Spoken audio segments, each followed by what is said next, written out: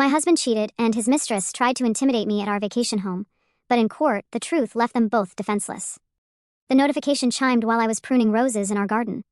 A simple sound that would forever divide my life into before and after. I wiped my hands on my gardening apron and reached for my phone, expecting a message from Richard about his flight landing safely in Chicago. Instead, I found myself staring at photos of my husband and a woman I didn't recognize, tangled together on the Egyptian cotton sheets I'd personally selected for our Martha's Vineyard vacation home. "He's upgrading, honey. Read the message beneath the photos. Richard deserves someone who matches his ambition. Don't worry, I'll take good care of everything you thought was yours." My hands didn't shake, my breath didn't catch. Instead, a strange calm washed over me as I swiped through 5 intimate photos, each one more damning than the last. In the final image, Richard was smiling directly at the camera, his arm around a young blonde woman, who couldn't have been more than 35. They stood on our private deck overlooking the Atlantic, drinking from the vintage crystal flutes my grandmother had given us for our wedding. That photograph became the catalyst for everything that followed, the moment when decades of careful planning would finally converge into action. If you find stories of quiet strength compelling, please consider subscribing. Your support allows us to continue sharing tales of resilience and the unexpected ways people reclaim their power. Let us explore how one woman methodically constructed an empire while appearing to live in her husband's shadow. I lowered myself onto the weathered garden bench, my fingers still clutching the phone that had just altered the trajectory of my entire existence. The woman's features filled the screen with crystalline clarity, a face I examined with the same methodical attention I once reserved for scrutinizing quarterly financial reports. Her beauty possessed that manufactured perfection common among ambitious corporate climbers, angular cheekbones that could cut glass, a smile calibrated for maximum impact rather than genuine warmth, and pale blue eyes that seemed to appraise every person and situation for potential advantage. The expertly applied makeup, the strategically highlighted blonde hair, the deliberate tilt of her chin, everything about her screamed calculated ascension through Boston's financial hierarchy. "So, you're Melissa," I murmured into the garden air, finally connecting the face to the name that had haunted credit card statements and whispered phone conversations for the better part of a year. Recognition settled over me with bitter familiarity. This woman embodied everything I had encountered throughout 3.5 decades of corporate social functions, the polished veneer of professionalism masking ruthless personal ambition. I understood her species intimately, having observed countless variations during my years as the seemingly decorative wife of Richard Harrison. The irony wasn't lost on me. I had married the male version of this very archetype all those years ago. The arrival of those brazen photographs served as the final catalyst, the moment when years of meticulous preparation would crystallize into decisive action. Stories like this one, tales of quiet determination and unexpected reversals of fortune, remind us that power often lies hidden in the most unexpected places. Now let us examine how a woman constructed her financial fortress, while maintaining the perfect facade of traditional domesticity. My mind drifted backward across the decades, summoning memories I had carefully compartmentalized for years. The charity gala where Richard and I first crossed paths remained vivid in my recollection, that glittering evening in Boston's most prestigious ballroom where young professionals mingled with established society in a carefully orchestrated dance of networking and ambition. I had been 23 then, freshly minted from Wellesley with a degree in economics that I would soon learn to hide behind smiles and small talk. Richard, at 28, cut an impressive figure in his bespoke navy suit, his dark hair perfectly styled, his handshake firm and confident as he introduced himself with the practiced charm of someone accustomed to getting what he wanted.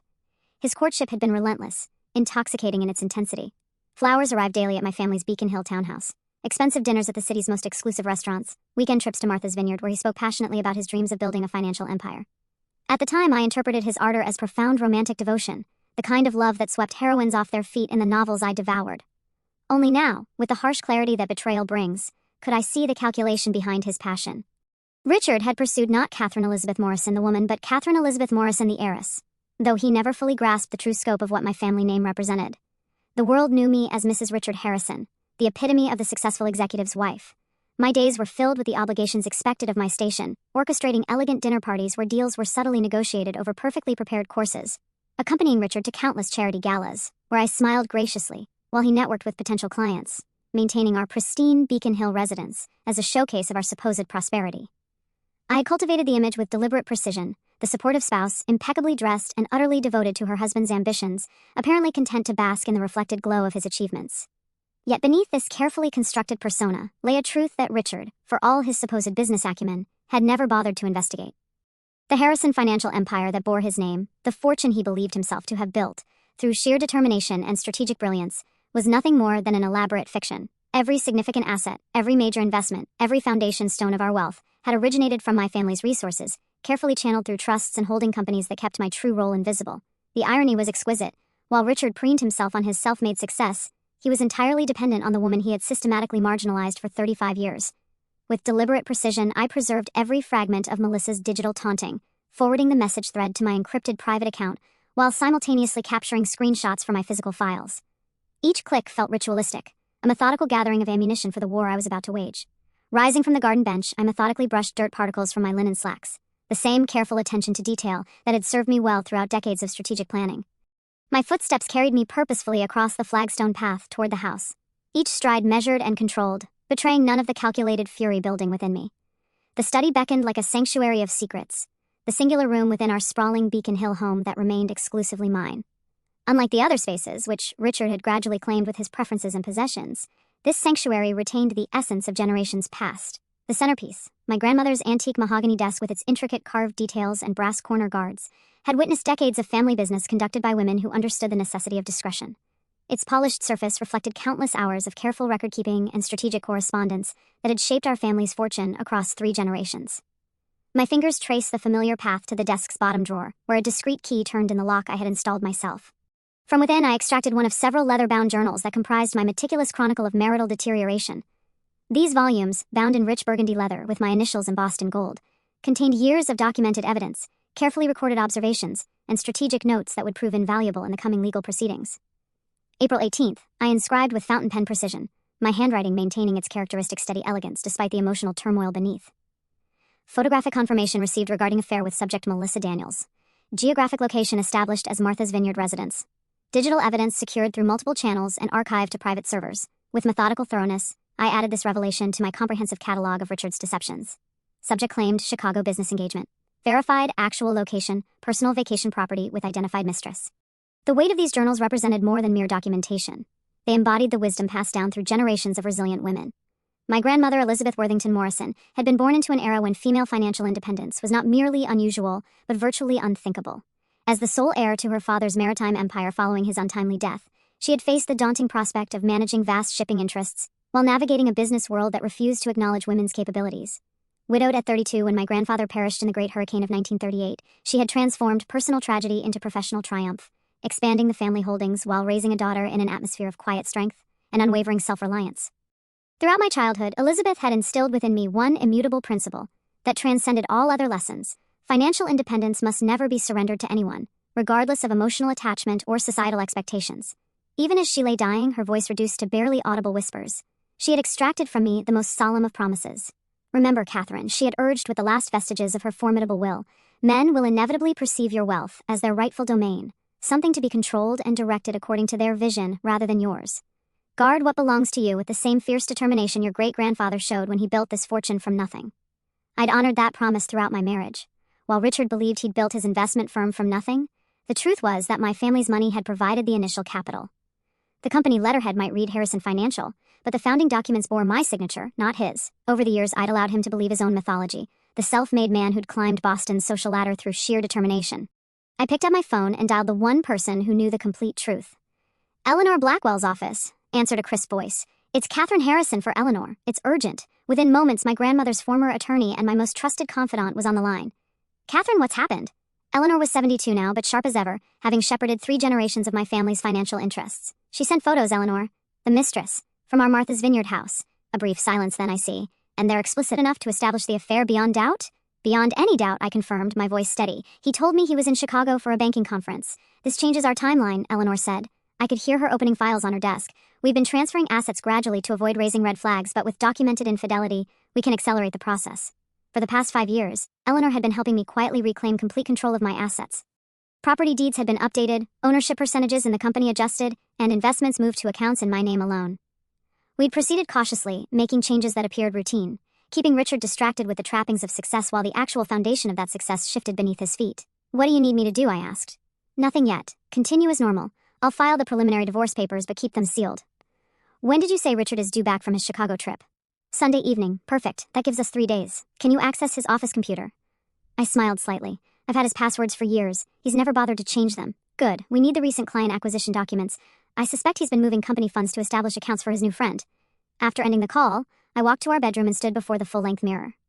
At 58, I was still attractive, my dark hair now threaded with silver laugh lines framing eyes that had seen through Richard's facade for longer than I cared to admit. I'd maintained the appearance of the perfect wife while building my invisible empire right under his nose. I picked up a framed photo from our dresser, Richard and me on our 30th anniversary, his arm possessively around my waist, both of us smiling, the perfect Boston power couple. Time to drop the act, I told my reflection, setting the photo face down. I turned to my closet and selected a simple black dress, elegant, expensive, understated. Eleanor and I had an empire to protect. And the first strike had just been delivered by an unwitting messenger named Melissa, who had no idea she'd just handed me the key to my freedom. After setting the photo frame face down, I moved to my home office and unlocked the hidden compartment behind my collection of first edition Jane Austen novels. Inside lay a sleek black ledger, physical evidence I maintained despite our digital age. Some things were too important to trust entirely to computers. The ledger contained a decade of meticulous documentation, account numbers, property deeds, transfer dates, and ownership percentages. Each entry represented a carefully calculated move in the long game I'd been playing. I ran my finger down the most recent page, noting the Martha's Vineyard property that featured so prominently in Melissa's taunting photos. Richard had surprised me with that vacation home for our 30th anniversary. He'd made a grand show of presenting the keys at a party surrounded by our friends, beaming with pride at his generosity. What he didn't know was that I had selected the property months earlier, working through shell companies tied to my grandmother's trust. The deed listed Catherine E. Harrison as sole owner, but Richard had never bothered to examine the paperwork closely. He simply assumed his name was there, alongside mine. Men like Richard see what they expect to see, Eleanor had told me when we finalized the purchase. His ego won't allow him to question his ownership of something so valuable. He had been right. For 5 years, Richard had hosted business associates at his Martha's Vineyard estate, never once suspecting that he had no legal claim to the property. Now his mistress was lounging on my deck, drinking from my glasses, sleeping in my bed, all while thinking she was staking a claim on Richard's empire. I smiled faintly at the irony. The ledger also detailed the gradual restructuring of Harrison Financial. The company had been built with my inheritance as seed money, though Richard believed a small business loan had launched his career. In the early years, I'd allowed him to maintain operational control while I secured majority ownership through a complex web of trusts and holding companies. 10 years ago, when I found lipstick on his collar for the first time, so cliché it was almost disappointing, I began the process of financial disentanglement. Each quarter, I transferred small percentages of company ownership into my protected trust. Eleanor helped draft the documents that Richard signed without reading: annual reports, tax filings, organizational restructuring papers. He was always too busy impressing clients to bother with administrative details. By now, Richard's actual ownership of Harrison Financial had dwindled to a mere 12%, though he believed he controlled 70%. His signature remained on company letterhead. His face smiled from the website, but his actual authority had been systematically dismantled. I closed the ledger and retrieved another folder containing photographs of Richard's prized possessions. The Aston Martin he drove to impress clients, purchased through my family's art foundation and registered in my name. The Patek Philippe watch he flaunted at board meetings, a gift from me that remained legally mine. The Monet in his office, the Rodin sculpture in our foyer, the wine collection he showcased to friends, all mine. Richard had always been careless about the details, preferring the appearance of wealth to the responsibility of managing it. This carelessness had made my task easier. While he focused on being seen with the right people at the right clubs, I focused on securing our assets, or rather, my assets. The phone rang, interrupting my inventory.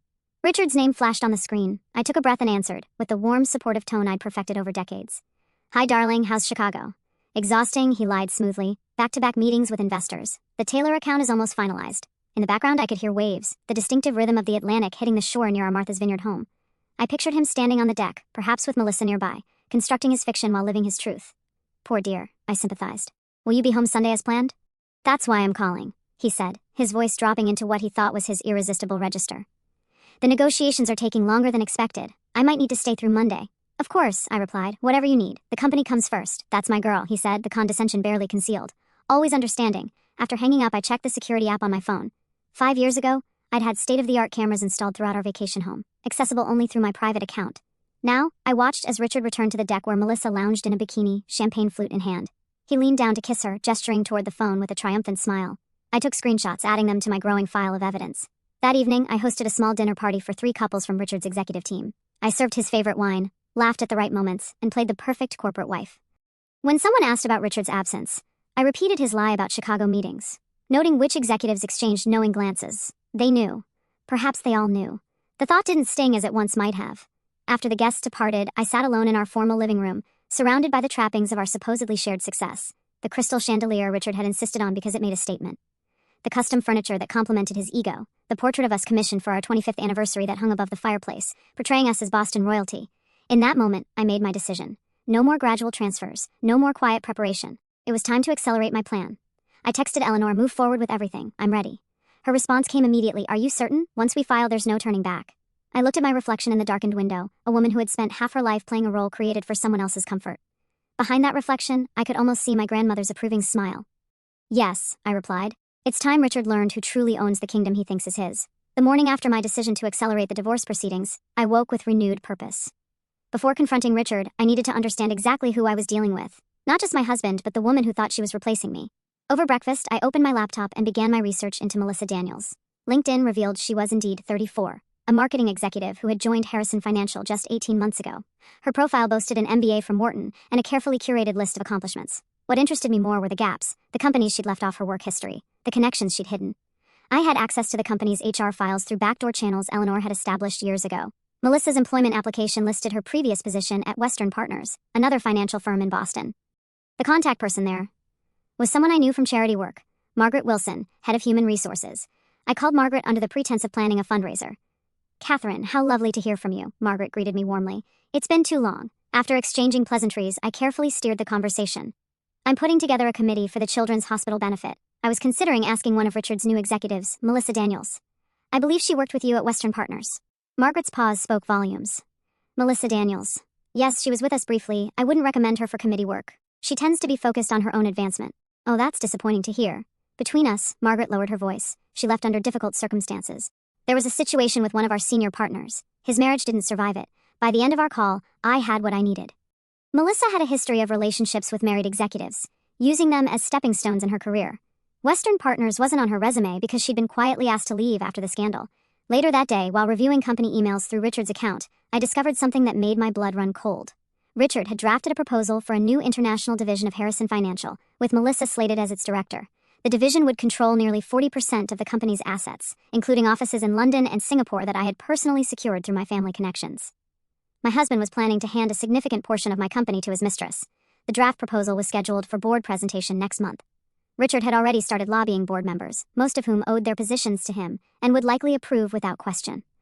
What Richard didn't realize was that I had final approval rights on any structural changes, a clause Eleanor had inserted into the company bylaws during a restructuring 5 years ago.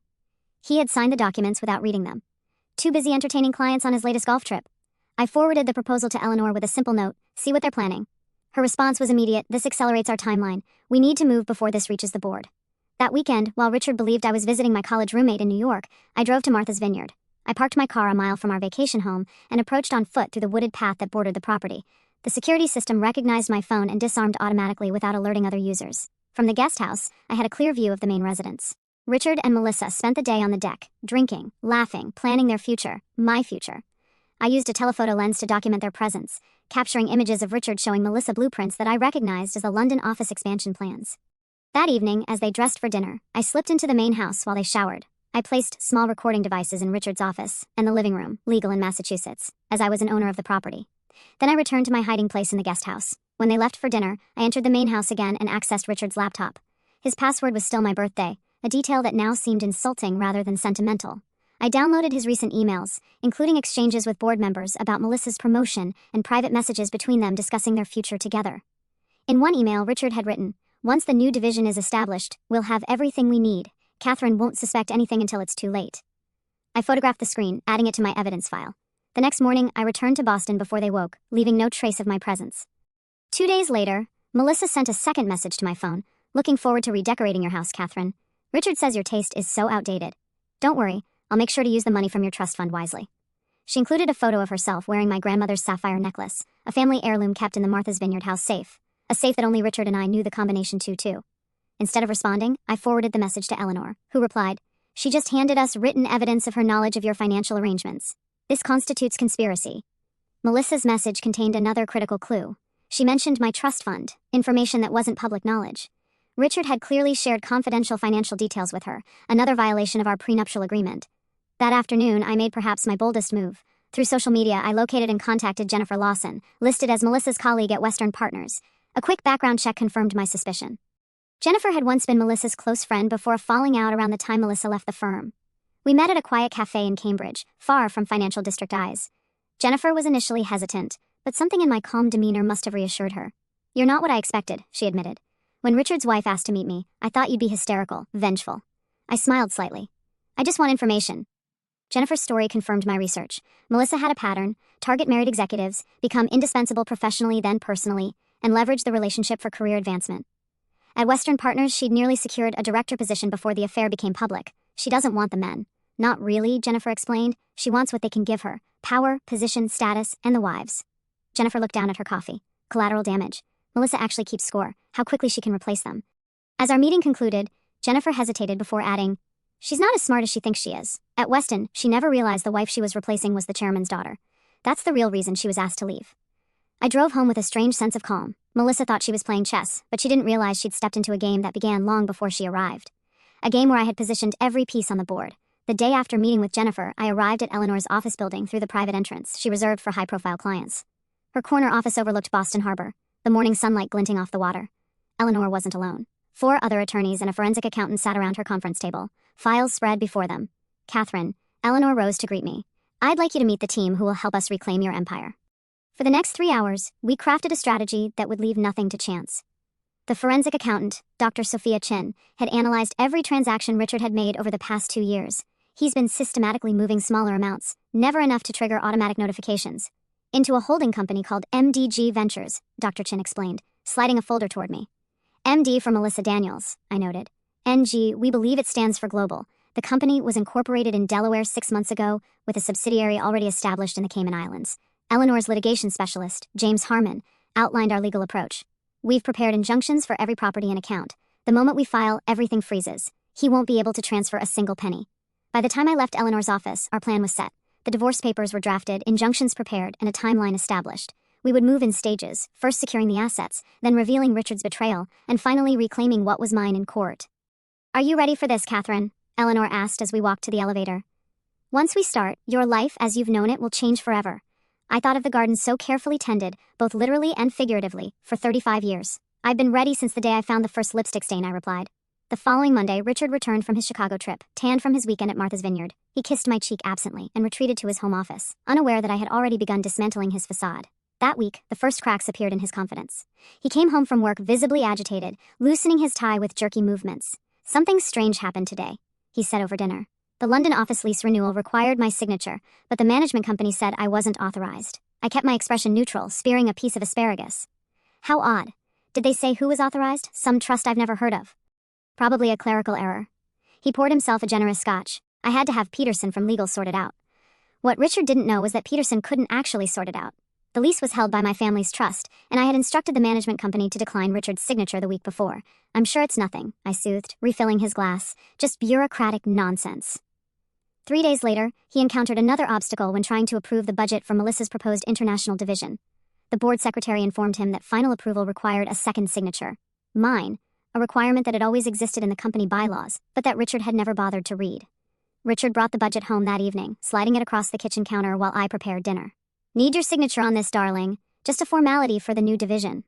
I glanced at it, noting Melissa's name prominently featured as division head. "Of course. I'll look it over this weekend. It's just standard budget approval," he pressed. "The board meeting is tomorrow morning." I set down my knife and turned to face him. "I always read what I sign, Richard. You taught me that." The subtle reminder of his own failure to follow this advice hung between us. Richard's irritation was visible, but he couldn't press further without revealing the urgency behind Melissa's appointment. "Fine. Monday, then." The document would never receive my signature, but Richard wouldn't discover that until it was too late. The following Saturday evening, Richard surprised me by announcing we were hosting a dinner party for board members. "Last-minute thing," he explained casually. "Just a few colleagues to discuss the new division." When the doorbell rang at 7, I opened it to find 4 board members and Melissa Daniels. She wore a black cocktail dress that cost more than most junior executives could afford, her smile faltering slightly when she saw me. "Catherine, this is Melissa Daniels, our new marketing director," Richard introduced us smoothly. "Melissa, my wife, Catherine. Lovely to meet you." I extended my hand, noting the flicker of discomfort in her eyes. "Richard has mentioned your excellent work." Throughout dinner, I played the perfect hostess, pretending not to notice how Richard's hand lingered on Melissa's shoulder, or how they exchanged knowing glances across the table. I served my grandmother's famous lobster bisque, and discussed Boston's latest charity events as if I hadn't seen them naked in my vacation home. After dessert, Richard led everyone to his study to review the international division plans. I excused myself, claiming a headache, but secretly activated the recording app on Richard's desk computer before leaving, capturing every word of their planning session. The next day, while Richard and Melissa attended a strategy session, according to his calendar, I visited Harrison Financial's offices. As Richard's wife, I had access to the executive floor. His assistant smiled warmly, unaware that I was there for more than the charity committee files I requested. While searching for the files, I accessed Richard's executive computer and downloaded critical financial documents, including evidence of the funds he'd been diverting to MDG Ventures. I also retrieved the original company formation documents bearing my signature from the locked cabinet in his credenza. Documents that would prove crucial in court. The final act began 3 days later. Richard called from the office, his voice tight with barely controlled fury. "Did you freeze the executive compensation account?" he demanded without preamble. "I'm not sure what you mean," I replied calmly, though I knew exactly what had happened. Eleanor had initiated the first phase of our plan, restricting Richard's access to the accounts he used to fund his extramarital lifestyle. "Don't play dumb, Catherine." I tried to transfer the quarterly bonuses, and my access was denied. The bank said the authorization had been changed. "How strange," I murmured. "Perhaps you should come home so we can discuss it." When Richard stormed through the front door 30 minutes later, his face was flushed with anger. "What the hell are you doing? Those accounts are essential for company operations." I sat in my grandmother's armchair, outwardly calm, though my heart raced. "Are they? Or are they essential for funding Melissa's new wardrobe and your weekends in Martha's Vineyard?" His face went blank with shock before quickly hardening. "I don't know what you think you know." "I know everything, Richard," I interrupted quietly. "Every transfer to MDG Ventures, every weekend away, every promise you've made to Melissa about the company's future, my company's future." For the first time in our marriage, Richard looked afraid. Richard's face cycled through emotions, shock, anger, then a practiced calm as he attempted to regain control. "You're overreacting to office gossip, Catherine. Melissa is a valuable employee, nothing more. Save your lies for someone who hasn't seen the photos," I replied, my voice steadier than I expected. "The divorce papers will be served tomorrow. I suggest you find somewhere else to sleep tonight." That night, as Richard packed a suitcase, making angry phone calls in hushed tones, I notified our household staff that they would report only to me going forward. By morning, Richard had moved into the Four Seasons downtown, using a company credit card that would be deactivated by noon. The preliminary hearing was scheduled for the following Monday. Eleanor advised me to maintain my normal routine to avoid tipping our hand further. For 5 days, I attended my usual charity committee meetings, garden club luncheons, and even a symphony fundraiser where several board members expressed concern about Richard's absence.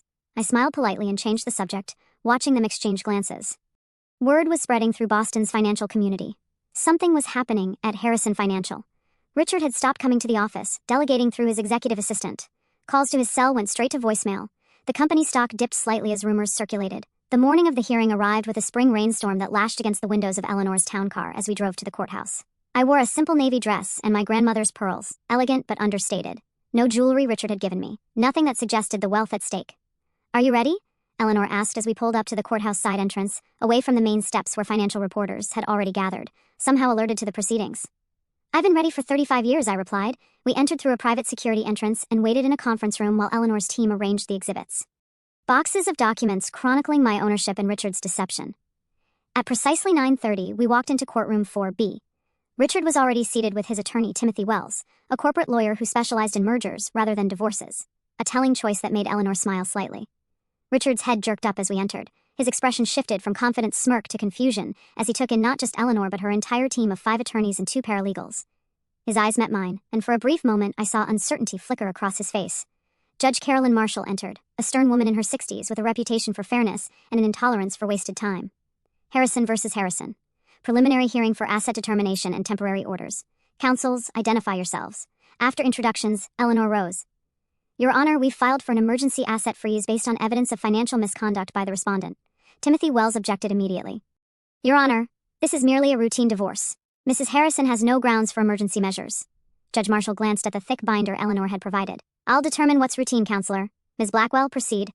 Eleanor approached the bench with the first exhibit, the original formation documents for Harrison Financial, bearing my signature as primary investor and majority shareholder.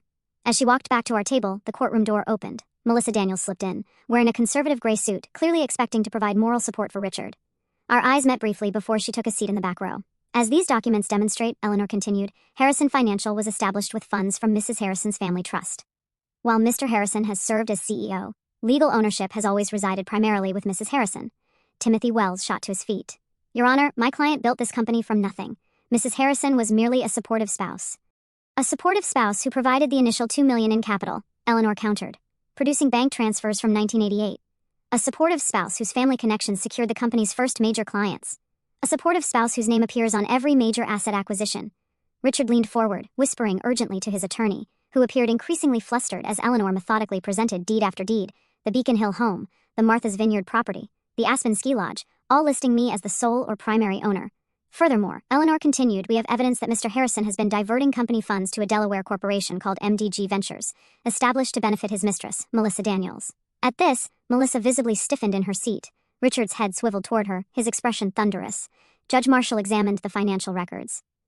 "Mr. Wells, did your client establish this MDG Ventures?" Wells conferred briefly with Richard. "Your Honor, any such entity would be a legitimate business venture of Harrison Financial. a legitimate business venture that happens to share initials with Mr. Harrison's mistress. Eleanor produced the photos Melissa had sent me, carefully edited to maintain decorum while clearly establishing the relationship.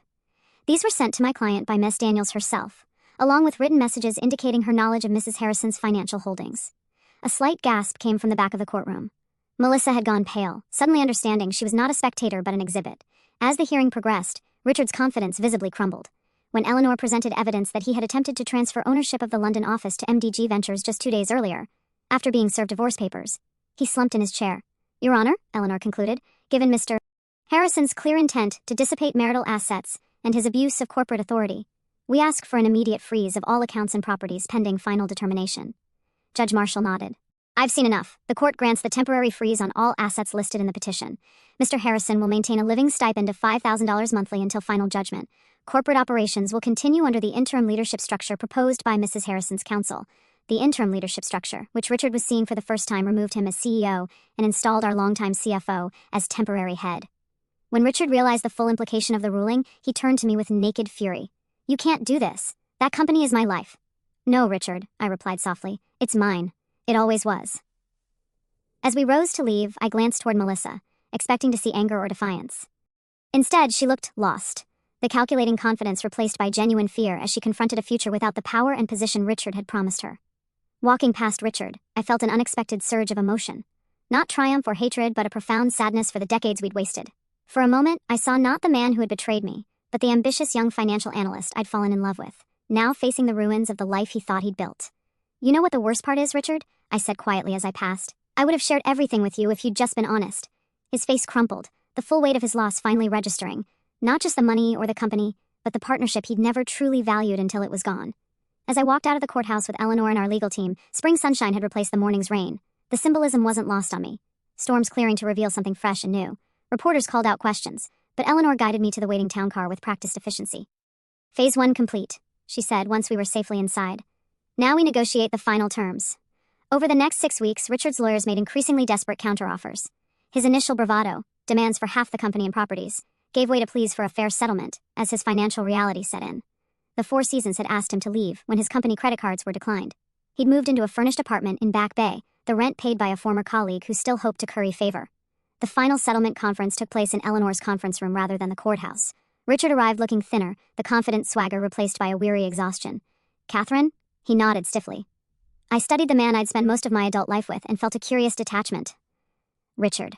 The negotiations lasted 7 hours. By the end, Richard had accepted terms that would have been unimaginable to him 2 months earlier. He would retain a 5% stake in Harrison Financial, now officially renamed Elizabeth Trust Holdings after my grandmother, with no management authority. He would receive a modest monthly stipend for 5 years, provided he signed a non-competition agreement and relinquished all claims to our properties. Most significantly, I had included an unexpected provision. Richard would establish a scholarship for women in finance at Wellesley College, funded from his remaining company shares. It would be named for my grandmother, ensuring her legacy would touch young women's lives long after we were gone.